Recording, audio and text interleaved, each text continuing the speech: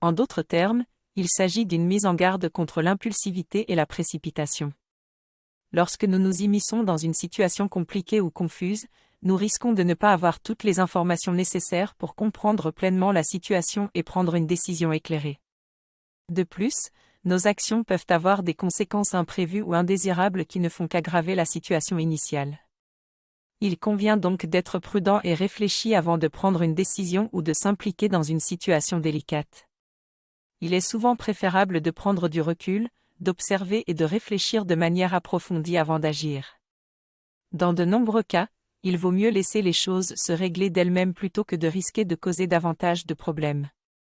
En somme, ce proverbe est un rappel important que parfois, la meilleure chose à faire est de ne rien faire du tout.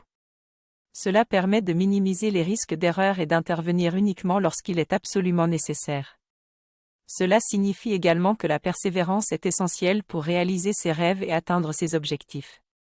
Si l'on veut réussir quelque chose, il ne suffit pas de le vouloir, il faut mettre en place un plan d'action et travailler dur pour y parvenir. Tout comme un poisson qui doit nager à contre-courant pour atteindre son but, nous devons parfois faire face à des défis pour atteindre nos rêves. Mais si nous sommes déterminés et que nous mettons en place une stratégie, nous finirons par réussir et nous sentirons une grande satisfaction. Ce proverbe nous rappelle que lorsque nous sommes passionnés et engagés dans une mission, rien ne peut nous arrêter. Ce proverbe évoque également l'idée que le mariage, comme le coucher de soleil, est un processus naturel, qui suit son cours, que l'on peut observer et dont on ne peut arrêter le déroulement. Il est donc important de prendre le temps de réfléchir, avant de s'engager dans une relation, afin de ne pas se retrouver dans une situation difficile et douloureuse. En outre, cette métaphore suggère également que la fin d'un mariage malheureux peut être douloureuse, comme l'obscurité qui suit le coucher du soleil. Cela rappelle l'importance de considérer les implications à long terme de toute décision en matière de mariage ou de relation amoureuse, afin de minimiser la souffrance en cas de rupture. En fin de compte, ce proverbe montre que la vie est une série de changements et que tous les événements, qu'ils soient bons ou mauvais, ont une fin. Il nous appelle également à être conscients de nos choix et à essayer de faire des choix judicieux, qui nous permettront de vivre des vies heureuses et satisfaisantes. Ce proverbe est souvent associé à une notion d'héroïsme, car il implique d'être prêt à se battre pour ses convictions et ses valeurs, même si cela peut entraîner la mort. En effet, dans certaines cultures, la mort peut être considérée comme la plus grande des récompenses pour ceux qui sont morts pour une cause juste ou une idée noble. Cependant, le sens de ce proverbe peut aussi être interprété plus largement, comme une invitation à vivre sa vie en accord avec ses principes et ses valeurs, plutôt que de se soumettre au jugement ou au regard des autres. Il rappelle que la vie est précieuse, mais qu'elle n'est pas une fin en soi, et que certains idéaux peuvent être plus importants que la simple survie. Enfin, ce proverbe souligne également l'importance de la réputation et de l'honneur dans certaines cultures, où la dignité et le respect de soi sont des valeurs essentielles. Il peut donc être interprété comme un appel à vivre une vie intègre, où l'honneur et la fierté sont préservés, même si cela peut parfois impliquer de prendre des risques ou de faire face à des difficultés. Ce proverbe met en lumière une réalité sociale qui est que certaines personnes sont toujours en quête de plus de confort, de plus de richesse et de plus de bien-être, sans jamais être satisfaits de ce qu'ils possèdent déjà. En effet, ils ressemblent à des mendiants qui errent dans les rues en demandant de l'aide pour apaiser leur faim. Mais au-delà de la simple signification littérale, ce proverbe souligne également un aspect psychologique de l'être humain qui est l'insatiable désir de posséder toujours plus de biens matériels ou immatériels, sans tenir compte des limites de ses moyens ou des conséquences sur son environnement. Ainsi, le ventre du mendiant symbolise cet appétit vorace qui peut être nocif pour soi-même et pour les autres. Il convient donc d'être conscient de ses besoins réels et de cultiver la satisfaction personnelle, en s'efforçant de trouver un équilibre entre ses désirs et ses capacités. Le proverbe invite également à la patience et à la rigueur dans le travail pour obtenir des résultats durables et honnêtes. Il nous rappelle que les gains faciles ou rapides ne sont souvent qu'un leurre et qu'ils ont un coût élevé en termes de réputation et de dignité. La fonte des neiges symbolise la fin d'une période de gel et l'arrivée du renouveau printanier.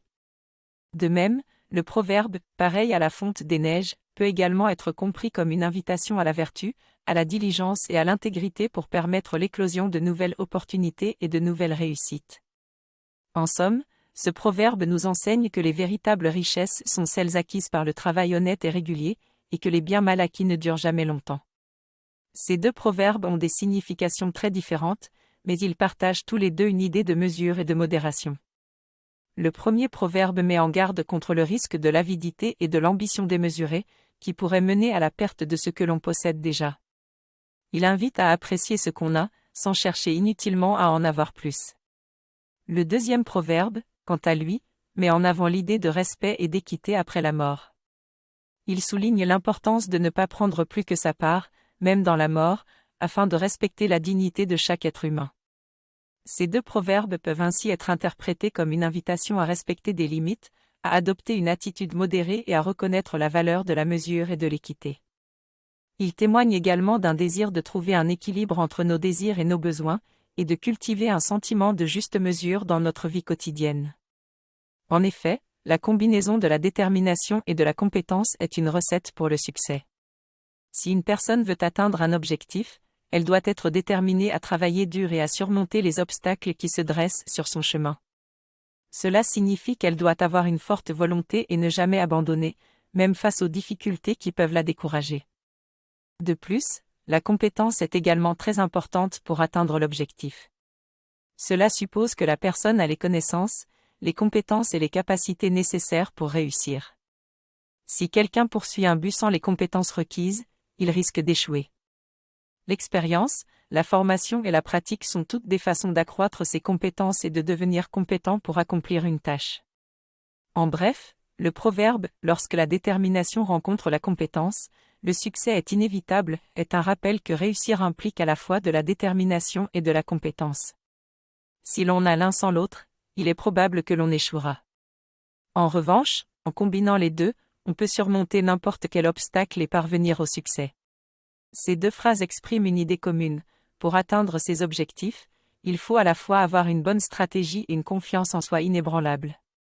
En effet, il est important de planifier et d'organiser son travail, mais cela ne suffit pas. Il est également essentiel de croire en sa capacité à réussir et d'avoir confiance en soi.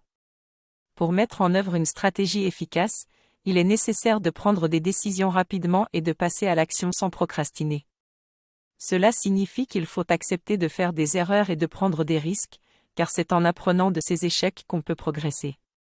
Cependant, pour réussir à surmonter les obstacles et à aller de l'avant, il est également indispensable d'avoir une attitude positive et confiante.